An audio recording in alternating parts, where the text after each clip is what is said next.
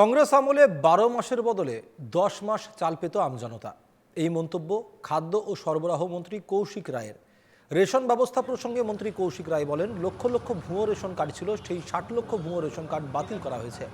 হাইলাকান্দির রবীন্দ্র ভবনে অনুষ্ঠিত সচেতনতামূলক এক সম্মেলন, তাতে অংশ নেন জেলার রেশন ডিলার এবং সমবায় সমিতির সদস্যরা। সম্মেলনে বক্তব্য পেশ করতে গিয়ে আগের সরকারের সমালোচনা করেন মন্ত্রী কৌশিক। বলেন, বর্তমানে সরকার দুর্নীতির শিকড় উপড়ে ফেলে স্বচ্ছ ব্যবস্থার মাধ্যমে খাদ্য সরবরাহের নিরাপত্তা নিশ্চিত করতে বদ্ধপরিকর।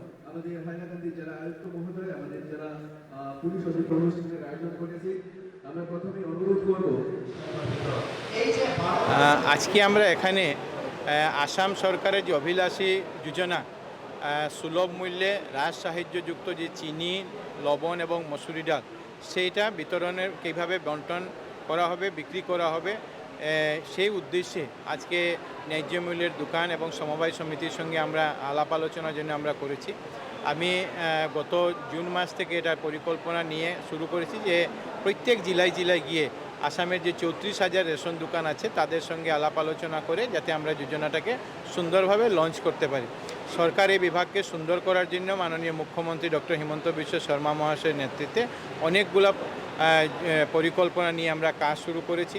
আগের দিনে যে অবস্থা ছিল সেখান থেকে সংশোধন করে মানুষকে যাতে সঠিকভাবে সাহায্য করতে পারি, নিয়মিত বিতরণ ব্যবস্থা আমরা বজায় রাখতে পারি, এই কাজগুলো আমরা করে যাচ্ছি। এই কথাগুলি আজকে প্রত্যেক ন্যায্য মূল্যের দোকান এবং সমবায় সমিতিদের উদ্দেশ্যে আমরা বলার জন্য জেলায়